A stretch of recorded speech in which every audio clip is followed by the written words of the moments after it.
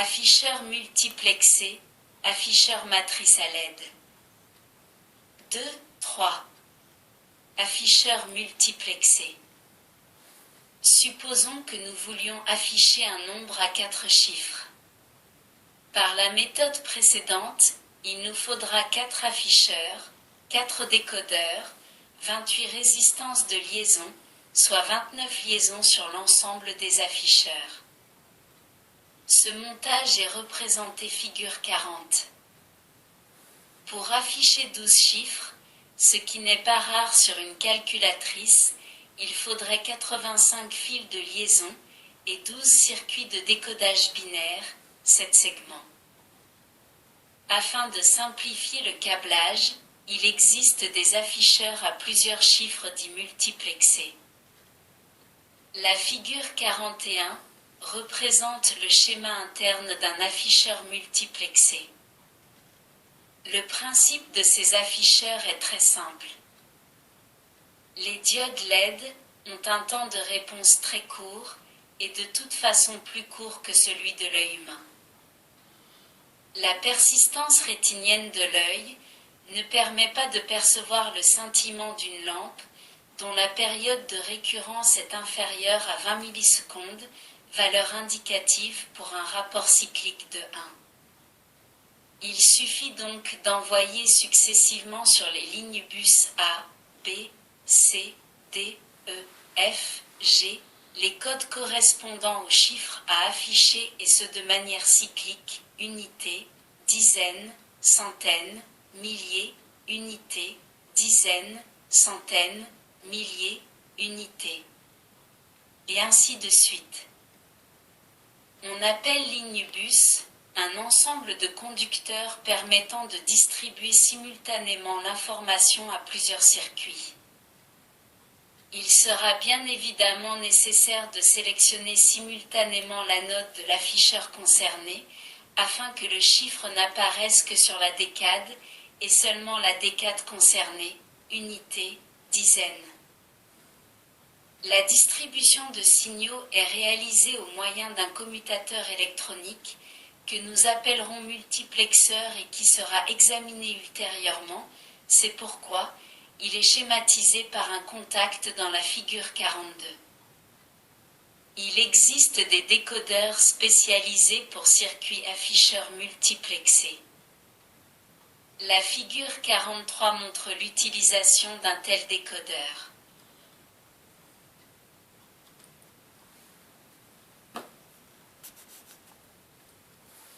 Dans cette figure est représenté un bloc de 4 afficheurs ainsi que le décodeur multiplexeur qui lui est associé. On peut rencontrer également des blocs d'afficheurs beaucoup plus importants contenant des points décimaux et des signes, plus ou moins. Dans ce domaine, chaque constructeur présente une gamme de produits différents qui peut répondre à tous les besoins. 2, 4. Afficheur par matrice LED. Un type d'afficheur très utilisé emploie 37 LED en forme de points disposés selon une matrice à 7 lignes et 5 colonnes, plus 2 points décimaux, DP1 et DP2, l'un situé à droite et l'autre à gauche, figure 44 et 45. Comme pour l'afficheur à 7 segments, en allumant les LED appropriés, il est possible d'obtenir les 10 chiffres décimaux. De plus, grâce au nombre de LED plus important, il est possible de représenter d'autres caractères parmi lesquels toutes les lettres de l'alphabet et différents signes comme plus, moins, barre oblique, virgule et d'autres encore, comme représenté à la figure 46. Ces afficheurs nécessitent, du fait du plus grand nombre de LED, des circuits de décodage plus complexes. En ce qui concerne la commande de ces circuits, il est facile de comprendre que vu le principe de la matrice à diodes, figure 44, si l'on veut par exemple éclairer les diodes aux intersections ligne 3, colonne 3 et ligne 4, colonne 4, on allumera forcément la diode située ligne 4 colonne 3. On peut donc en déduire qu'il est nécessaire de disposer d'un circuit réalisant le multiplexage des entrées lignes et colonnes de telle sorte que l'allumage des diodes ne soit pas simultané, mais ait lieu les uns après les autres afin de supprimer ce défaut. Ce type de circuit, appelé également circuit de balayage, peut être externe ou interne à l'afficheur. Les multiplexeurs nous étant encore inconnus, nous n'en dirons pas plus long sur ce type d'afficheur. Il existe également un autre type d'afficheur à point dont l'utilisation est plus simple et dans lesquels les caractères disponibles sont limités à ceux du code hexadécimal, autrement dit, aux 10 chiffres de 0 à 9 et aux lettres de A à F, comme vous pouvez le voir figure 47. Les LED sont moins nombreuses, soit 20 pour les caractères et 2 pour le point décimal, et ces circuits ne nécessitent donc pas de multiplexage.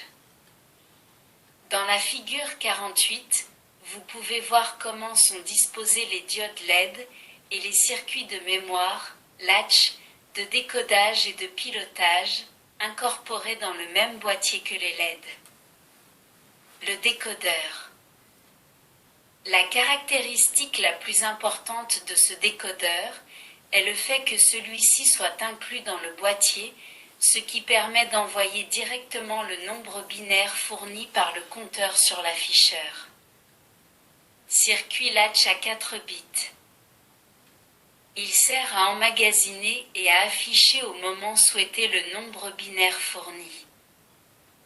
Cela est très utile car souvent, le nombre à visualiser est disponible uniquement pendant un très court instant, insuffisant pour être perçu par l'œil. En le mémorisant dans le latch, on peut le visualiser ensuite pendant un temps indépendant de la logique pour qu'il soit vu correctement. Circuit de pilotage. Ce circuit permet de fournir au LED le courant d'alimentation nécessaire au moyen d'un générateur de courant constant. Il est doté d'une borne sur laquelle on peut appliquer un signal qui commande l'extinction simultanée de toutes les LED. Ceci est très utile lorsque des nombres à plusieurs chiffres doivent être affichés avec un afficheur indépendant pour chaque chiffre. Dans le cas où l'on veut afficher un nombre très inférieur à la capacité maximale de l'afficheur, ce nombre apparaîtra avec un ou plusieurs zéros à gauche.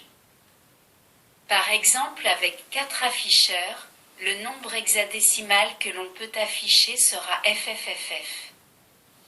Un nombre beaucoup plus petit L23 apparaîtra sous la forme 0023. Le nombre affiché est parfaitement compréhensible, mais l'on peut souhaiter pour des raisons d'esthétique supprimer ces zéros. Dans ce cas, en agissant sur l'entrée d'extinction, on peut les effacer. 2, 5. Autre type d'afficheur. 2, 5. 1. Autres afficheurs à LED. Il existe également d'autres types d'afficheurs à LED à 9, 14 ou 16 segments, figure 49A. À chaque fois, il suffira de disposer du décodeur adéquat. Le plus évolué, 16 segments, permet toutes les représentations alphanumériques. Il existe des afficheurs dits afficheurs à dépassement, appelés parfois demi-digits. Ces afficheurs ne comportent que 5 segments et servent à indiquer le signe plus ou moins, ainsi que le chiffre 1. Dans un voltmètre à affichage numérique par exemple, le premier afficheur, le plus à gauche, sera demi-digit. La figure 49B représente un affichage de 3 digits plus un demi-digit. 2, 5. 2. Les afficheurs à cristaux liquides. Les afficheurs à cristaux liquides, ou LCD, Liquid Crystal Display, comprennent des segments comme les afficheurs à LED.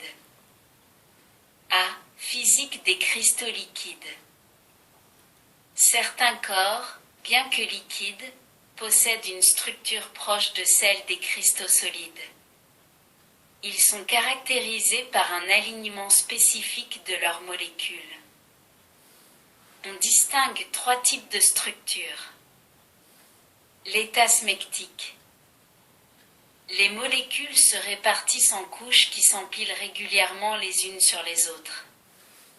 Il se présente actuellement aucun intérêt industriel, figure 50A. L'état cholestérique. Dans chaque plan, les molécules sont parallèles. Lorsque l'on passe successivement d'un plan à un autre, l'axe des molécules tourne d'un angle constant. De ce fait, on appelle cette structure en hélice, figure 50B. L'état nématique. Les grands axes des molécules sont parallèles à une certaine direction, mais leurs centres de gravité sont répartis au hasard comme dans un liquide ordinaire. Les molécules peuvent se déplacer en tous sens dans les 3 dimensions, figure 50C.